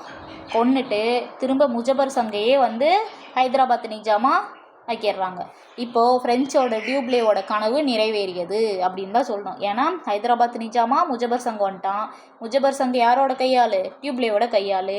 ஆற்காடு நவாப்பா யார் வந்துட்டான், சந்தா சாஹிப் வந்துட்டான். இவன் யார், இவனும் டியூப்ளேவோட கையாள். ஆக மொத்தம் ஹைதராபாத்து, அதுக்கப்புறம் வந்துட்டு ஆற்காடு, இது ஃபுல்லாகவே வந்து ஃப்ரெஞ்சு கண்ட்ரோல் வந்துடுது. இவங்க வெறும் பேருக்கு தான் வந்து அரசராக இருக்காங்க. அப்படி இருக்கிறப்ப இந்த ஃப்ரெஞ்சோட ஆதிக்கம் வந்து மேலோங்க இந்த ஆங்கிலேயர்களுக்கு வந்து பயமும் பதட்டமும் அதிகமாக ஆரம்பிச்சிருச்சு, சரிங்களா. இப்படி இருந்த இந்த 2ஆம் கர்நாடகா போர் பாண்டிச்சேரி ட்ரெட்டரி, அதாவது பாண்டிச்சேரி உடன்படிக்கை அப்படின்னு ஒன்று போட்டு இந்த 2வது கர்நாடகா போரை வந்து முடிவுக்கு கொண்டு வந்திருப்பாங்க. அதுக்கு முன்னாடி ஒரு ட்விஸ்ட்டு நடந்திருக்கும். அது என்னன்னா, இப்போ சந்தா சாஹிப் வந்து என்ன பண்ணிட்டாரு, ஆற்காடு நவாப் ஆகிட்டார். இந்த முஜபர் சங் என்ன பண்ணிட்டான், ஹைதராபாத் நிஜாம் ஆகிட்டான். இந்த டியூப்ளேக்கு அதோட பேராசை போல. ஏன்னா இந்த திருச்சியில் போயிட்டு ஓடினா பார்த்தியா இந்த முகமது அலி, அந்த பகுதியும் தனக்கு வேணும் அப்படிங்கிற மாதிரி இந்த டியூப்ளே வந்து ஆசைப்பட்டான். அப்போ என்ன பண்ணுறான், இந்த சந்தா சாஹிப் கிட்ட போயிட்டு கோல் மூட்டி விடுறான். என்னன்னா, இப்போ வந்து அன்வருதீன் செத்துட்டான், சரியா. திரும்ப அவங்க பையன் முகமது அலி போயிட்டான். என் அப்பா தானே வந்து ஆற்காடு நவாப்பா இருந்தார், அவருக்கு அப்புறம் நான் தான் அவன்ட்டு முகமது அலி வந்து பிரச்சனை பண்ணா, நீ என்ன பண்ணுவ அப்படின்னு சொல்லி சந்தா சாஹிப் கிட்ட ஒரு அதாவது ஒரு பயத்தை வந்து கிளப்பி விடுறாரு. பயத்தை கிளப்பின உடனே இவர் என்ன பண்ணுறாரு, அதுக்கு என்ன பண்ணலாம் அப்படின்னோடனே, நம்ம வா போகலாம், போயிட்டு முகமது அலியும் வந்து கொன்னுடலாம், அப்போ வந்து திருச்சியும் உன் கண்ட்ரோலில் வந்துடும், நமக்கு வந்து பகையும் முடிஞ்ச மாதிரி ஆச்சு, நம்மளோட பேரரசும் எக்ஸ்டன் ஆன மாதிரி ஆயிடுச்சு அப்படின்னு சொல்லி டியூப்ளே வந்து சொல்லவும், அதை நம்பிட்டு இந்த சந்தா சாஹிப்பும் எங்கே திருச்சியை நோக்கி போகிறாரு, சரிங்களா.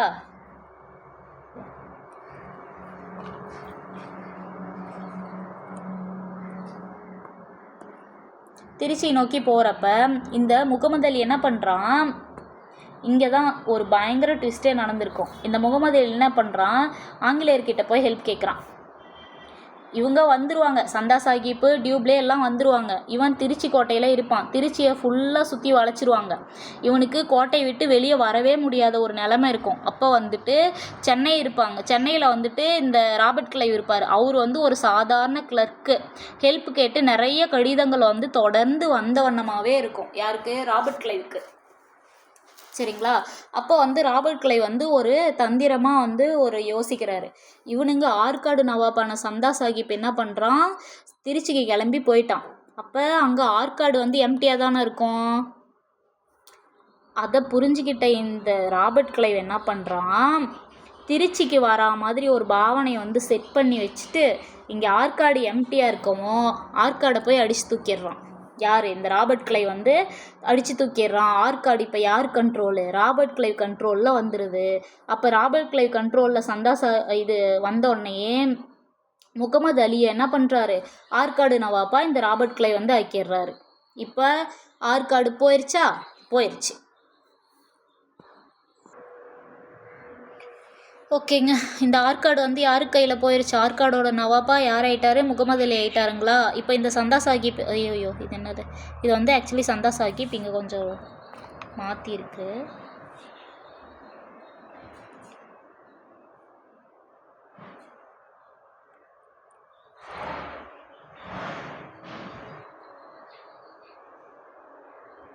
ஆற்காடோட நவாப்பா வந்துட்டு யார்? முகமது அலி ஆயிடுறாரு. யாரோட உதவியில்? ராபர்ட் கிளைவ் உதவியோட வந்து முகமது அலி ஆற்காடு நவாப்பா ஆயிடுறாரு. இந்த சந்தா சாஹிப்பு அங்கேருந்து டியூப்லே போயிடுச்சு. இங்கே இது திருச்சிக்கு வந்து அங்கேருந்து ஆற்காடும் போயிடுச்சு. இங்கேருந்து சரி என்னடா ஆச்சு அப்படின்னு சொல்லிட்டு, ஏன்னா இங்கே சந்தா சாஹிப் வந்துட்டு ஆற்காடு அங்கே கைப்பற்றிட்டாங்கன்னு தெரிஞ்ச உடனே பெரும் படை என்ன பண்ணிட்டாரு, ஒரு பகுதியை அங்கே அனுப்பி விட்டாரு. ஆனால் அங்கே வந்துட்டு ஆற்காடு தான் ஆல்ரெடி செக்யூராக வந்து பண்ணிட்டாங்கல்ல, சேஃப் அண்ட் செக்யூராக வந்து யார்? ராபர்ட் கிளைவ் வந்து பண்ணிட்டாரு. அதனால் அந்த பெரும்படை இங்கேருந்து போனதும் வேஸ்ட்டு. திரும்ப இவர் என்ன பண்ணார், ராபர்ட் கிளைவ் அங்கேருந்து ஒரு சின்ன படை எங்கே அனுப்பி இங்கே இருந்த அதாவது திருச்சியில் இருந்த மிச்ச படையும் தூக்கிட்டாரு. அப்போ இங்கே வந்து திருச்சியும் போச்சு, அங்கே இருந்த ஆற்காடும் போச்சு. யாருக்கு? சந்தா சாஹிப். இதில் வந்துட்டு முகமது அலி வந்து ஆற்காடோட நவாப்பாயிட்டாரா? இந்த சந்தா சாஹிப் என்னார்னா, இந்த கர்மா இஸ் பூமரங்னு சொல்லிட்டு நம்ம என்ன பண்ணுறோமோ அதுதான் திருப்பி நமக்கு கிடைக்கும்னு சொல்லுவாங்கள்ல, அதில் எத்தனை பேருக்கு நம்பிக்கை இருக்குதுன்னு தெரில. ஆனால் எனக்கு பெருசாகவே இருக்குது. ஏன்னா நான் ஏன் சொல்கிறேன்னா, இந்த சந்தா சாஹிப் இருக்கார்ல, இவர் என்ன பண்ணுறாரு, இங்கே காட்டுறேன் பாருங்க ஒரு நிமிஷம்.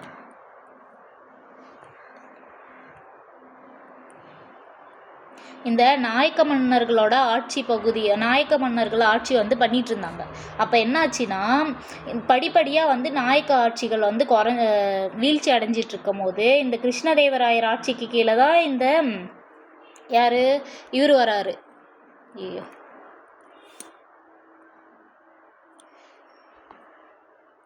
யார்? இந்த விஸ்வநாத நாயக்கரா வந்துட்டு யார் நியமிக்கிறார்? இந்த கிருஷ்ணதேவராயர் தான் மதுரை பகுதியில் ஒரு அமைச்சர் மாதிரி வந்துட்டு இந்த மதுரையை நீ பார்த்துக்கோ அப்படின்னு சொல்லி இந்த விஸ்வநாத நாயக்கரை அனுப்பியிருக்காரு. அப்படி இருக்கும் போது இவர் வந்து மதுரையை வந்துட்டு ஓரளவு வந்து பார்த்துட்டு இருக்கும் போது மேலே அங்கே தலைமையிடம் என்ன ஆகுது, அந்த கிருஷ்ணதேவராயரோட ஆட்சி படிப்படியாக வீழ்ச்சி அடைஞ்சிட்டே வந்துட்டு இருந்துச்சு. அப்படி இருக்கும் போது மதுரையை வந்துட்டு இந்த Viswanatha Nayakkar over of the பீரியடில் டேக் ஓவர் பண்ணிட்டார். மதுரையை சுயாட்சியாக வந்துட்டு ஆட்சி பண்ண ஆரம்பித்தார். அப்படி சுயாட்சியாக ஆட்சி பண்ணும்போது தான் வந்து என்ன பண்ணிட்டாரு, அரியநாதரோட உதவியோட 72 பாளையமாக வந்து தமிழ்நாட்டில் வந்து இம்ப்ளிமெண்ட் பண்ணி பிரிச்சிட்டார். சரிங்களா?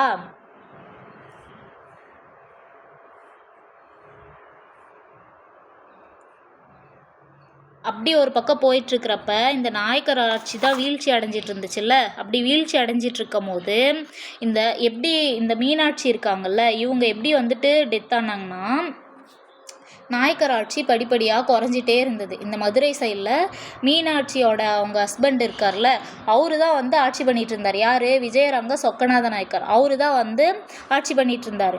அப்போ வந்து அவருக்கு வந்து வாரிசு இல்லை.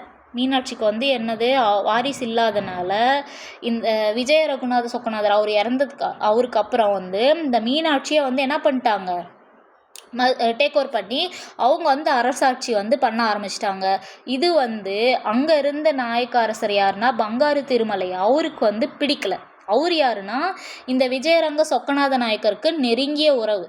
யார்? மீனாட்சி அவங்களோட ஹஸ்பண்ட் வந்து இந்த விஜயரங்கம் இருக்கார் இல்லையா, அவருக்கு வந்து நெருங்கிய ஒரு உறவு தான் யாருன்னா இந்த பங்காரு திருமலை. ஓகேங்களா?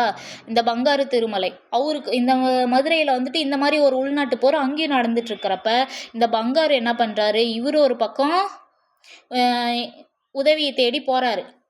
யார்கிட்ட? இந்த நவாப்புங்களோட உதவியை தேடி போகிறாரு. ஆற்காடு நவாப்பு, ஹைதராபாத் நிஜாமு, இந்த மாதிரி இவர் ஒரு பக்கம் உதவி தேடி போகிறாங்க. இந்த மீனாட்சி ஒரு பக்கம் உதவியை எதிர்பார்த்துட்டு இருந்தாங்க. இதை தெரிஞ்சுக்கிட்ட இந்த சந்தா சாஹிப் என்ன பண்ணுறாரு, மீனாட்சிக்கு ஹெல்ப் பண்ணுறதா சொல்லி உள்ளே வராரு. உள்ளே வந்துட்டு இந்த மீனாட்சிக்கு என்ன பண்ணுறாரு, நீங்களே வந்து மதுரையை வந்து ஆட்சி பண்ணுங்க, நான் உங்களுக்கு வந்து இதுக்கு முழு முயற்சியாக வந்து ஹெல்ப் பண்ணுறேன் அப்படின்னு சொல்லிட்டு அவரோட புனித நூல் மேலேயே வந்து சத்தியம் வாங்கினதா சொல்கிறாங்க. அது உண்மையான்னு தெரில. அது வந்துட்டு மீனாட்சிக்கு வந்து சத்தியம் பண்ணி கொடுத்துட்றாங்க. சத்தியம் பண்ணி கொடுத்துட்டு பதிலுக்கு நீங்கள் என்ன பண்ணுறீங்க, எனக்கு வந்து 1 கோடி ரூபாய் வந்து தொகை வந்து கொடுத்துடணும் அப்படின்னு வந்து சொல்லிடுறாங்க. மீனாட்சி சேர்ந்துட்டு என்ன பண்ணுறாங்க, அந்த 1 கோடி ரூபாயை வந்து சந்தா சாஹிப்புக்கு வந்து கொடுத்துட்றாங்க. சந்தா சாஹிப்புக்கு அந்த பணம் போனதுக்கப்புறம் சந்தா சாஹிப் சொன்ன மாதிரி ஹெல்ப் பண்ணாரான்னு கேட்டால் அதுதான் கிடையாது. இவங்க மீனாட்சிக்கு வந்து அவர் சுத்தமாக ஹெல்ப் பண்ணல. மீனாட்சியை பதிலாக வந்து என்ன பண்ணிட்டாரு, சந்தா சாஹிப் வந்து சிறை வச்சிட்டாரு.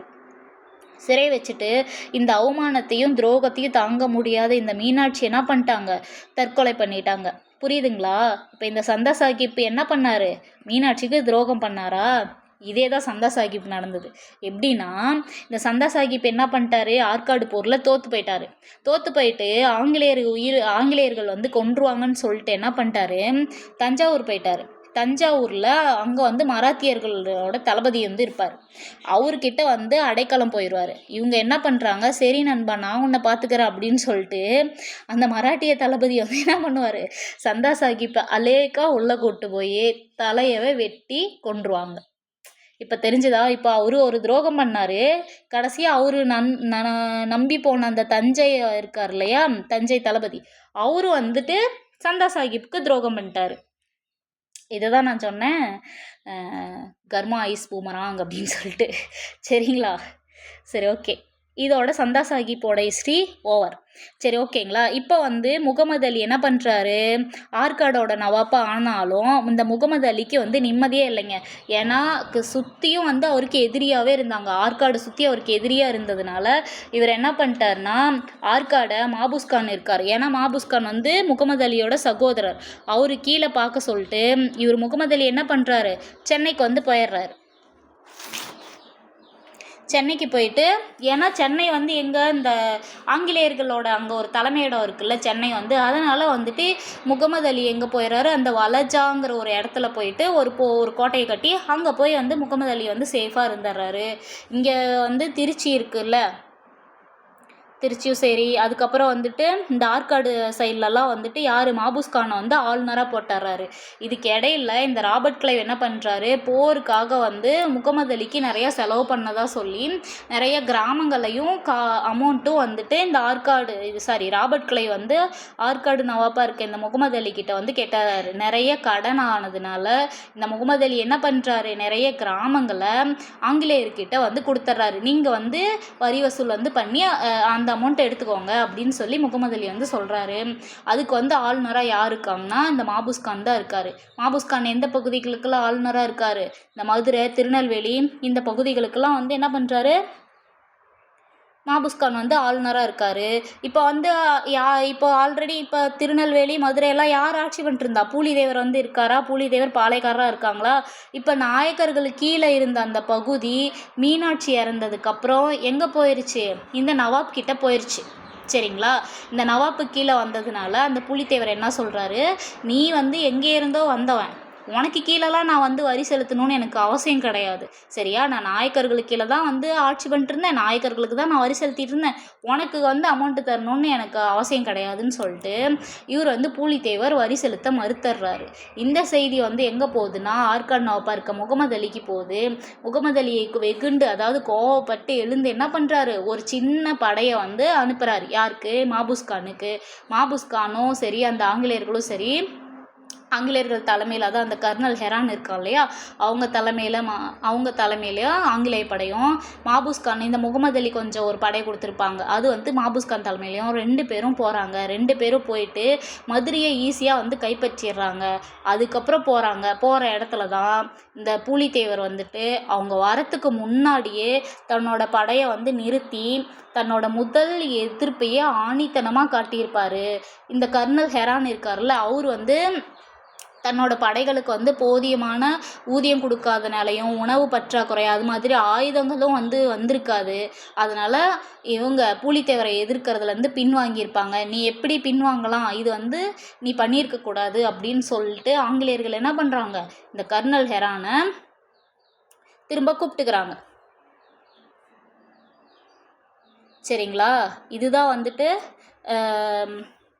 இந்த பூலித்தேவர் ஏன் எதிர்த்தாரு, இந்த ஆங்கிலேயர்கள்லாம் எப்படி வந்தாங்க அப்படிங்கிறதுக்கான ஒரு டோட்டல் ஹிஸ்ட்ரியே வந்து எங்கேருந்து வருது, அங்கே ஸ்டார்டிங்லேருந்து தான் வருது. ஆங்கிலேயர்கள் எப்படி வந்தாங்க, எதனால் வந்தாங்க, ஃபஸ்ட்டு யார் வந்தாங்க, போர்ச்சுகீசியர் வந்தாங்க, இந்த மாதிரி ஒன்றா நீங்களே வந்து கொஷின் பண்ணி படிச்சிங்கன்னா தான் உங்களுக்கு வந்து இந்த ஒட்டுமொத்த டாப்பிக்கோட ஒரு கனெக்டிவிட்டி கிடைக்கும். அப்படி கிடைச்சாதான் உங்களுக்கு வந்து அந்த டாப்பிக்கை முழுமையாக படிச்சிருக்கோம், முழுமையாக உங்களால் புரிஞ்சிக்க முடியும்.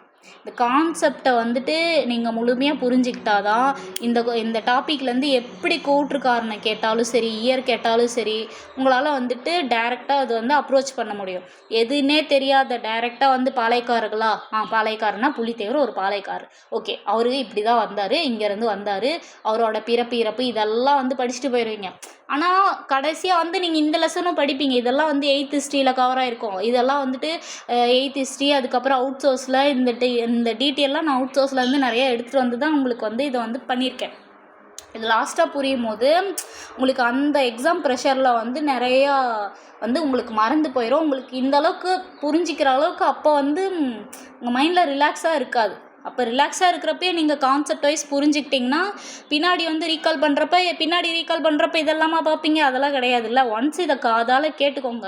கேட்டுட்டு சும்மா ஹிண்ட்ஸ் மாதிரி மட்டும் அப்படியே ஒரு லைனாக மட்டும் அப்படியே எழுதி வச்சுக்கோங்க பாருங்கள். அதுக்கப்புறம் அந்த 10th ஹிஸ்ட்ரி ஓவரால் படிக்கும் போது உங்களுக்கு வந்து சூப்பராக புரியும். சரிங்களா, இதுதான் வந்துட்டு அந்த 2ஆம் கர்நாடக போர் வந்து நடந்தது. இந்த 2ஆம் கர்நாடக போர் எந்த உடன்படிக்கை முடிஞ்சு, பாண்டிச்சேரி உடன்படிக்கை மூலிமா போட்டு முடிச்சிட்டாங்க. இந்த 2ஆம் கர்நாடக போரில் என்ன ஆச்சுன்னா, இந்த பாண்டிச்சேரி உடன்படிக்கை போட்டு என்ன பண்ணிட்டாங்க, இந்த டியூப்ளே வந்து திரும்ப கூப்பிட்டுக்கிட்டாங்க. ஏன்னா நீ எதுக்காக போன, உனக்கு கம்பெனி கொடுத்தா நீ வந்துட்டு அங்கே வந்து பிஸ்னஸ் பண்ண போனியா இல்லை போர் பண்ண போனியா அப்படின்னு சொல்லி டியூப்ளேவை கண்டபடி திட்டி, ஏன்னா டியூப்ளேவோட பேராசை தானே எல்லாமே. முதல் கர்நாடிக் வாரும் அப்படி தான் இருந்துச்சு. 2ஆம் சரி ஓகே, ஓரளவு ஆர்காட் நவாப்பா ஆயிட்டான்ல சந்தா சாஹிப், அதோட நீ விட்டுருக்க வேண்டியதானே, எதுக்கு திருச்சிக்கு கூப்பிட்டு போனேன் அப்படின்னு சொல்லி நிறைய என்கொயரேஜ் பண்ணி டியூப்ளேவை வந்து திரும்ப நீ அங்கே கழட்டினது போதும், நீ இங்கே வந்துருன்னு சொல்லி ஃப்ரான்ஸுக்கே திரும்ப கூப்பிட்டுட்டாங்க. இந்த பாண்டிச்சேரி உடன்படிக்கை மூலிமா இந்த 2வது கர்நாடக போர் முடிஞ்சுது. அதுக்கப்புறம் வந்து 3வது கர்நாடக போர் எப்போ, 1756 63, அப்போ வந்து ஐரோப்பாவில் நடந்த அந்த 7 ஆண்டு வாரிசுரிமை போரும் முடிவுக்கு வந்துச்சு. முடிவுக்கு வந்து இந்த பாரிஸ் உடன்படிக்கை அப்படின்னு சொல்லிட்டு போட்டு அந்த 3வது கர்நாடக போரையும் முடிச்சு வச்சுட்டாங்க.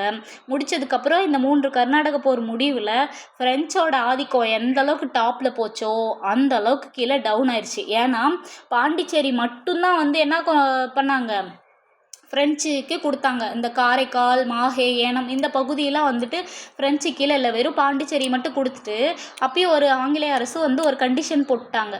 ஏன்னா வந்துட்டு நீ பாண்டிச்சேரியை பலப்படுத்தவோ இல்லை உனக்குன்னு ஒரு படையை வச்சுக்கவோ இல்லை எதுலையாவது வந்து கூட்டணி சேர்ந்து போர் புரியவோ உனக்கு அனுமதி கிடையாது, ஒன்லி நீ வர்த்தகம் மட்டும்தான் பண்ணிக்கணும் அப்படின்னு சொல்லிட்டு ஆங்கிலேய அரசு என்ன பண்ணிட்டாங்க, இந்த ஃப்ரெஞ்சுக்கு ஒரு ரூல்ஸ் போட்டு பாண்டிச்சேரி மட்டும் அவன்கிட்ட கொடுத்துட்டு போயிட்டாங்க. இதனால் ஃப்ரெஞ்சோட அதிகார பலம் வந்து ரொம்பவே குறைஞ்சிருச்சு. ஒருத்தன் பேராசையினால் ஒரு பெரிய ஒரு சாம்ராஜ்யமே வந்து ஆட்டங்காண ஆரம்பித்தது இந்த 3 கர்நாடக போரில் தான். சரிங்களா, ஓகே, அடுத்தடுத்த பார்ட்டில் நான் அடுத்தடுத்து வரேன். உங்களுக்கு புலித்தேவர் எப்படி வந்தார், ஏதுன்னு சொல்லிட்டு புலித்தேவர், வேலுநாச்சியார் இதெல்லாம் வந்து ஸ்டெப் பை ஸ்டெப் அப்படியே கொண்டு போகிறேன். இந்த லெசன் வந்து எப்படி இருக்குன்னா உங்களுக்கு, இப்போ நான் ஃபஸ்ட்டு இதுலேருந்து இங்கே சொன்னேன்னா சொல்லிவிட்டு இதெல்லாம் முடிஞ்சதுக்கப்புறம் இங்கே பாருங்கள்,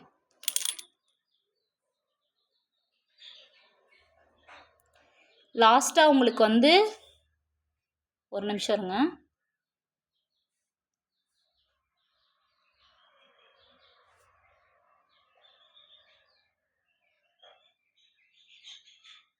லாஸ்ட்டாக வந்து இந்த மாதிரி ரிவிஷன் வச்சுருப்பேன். சரிங்களா?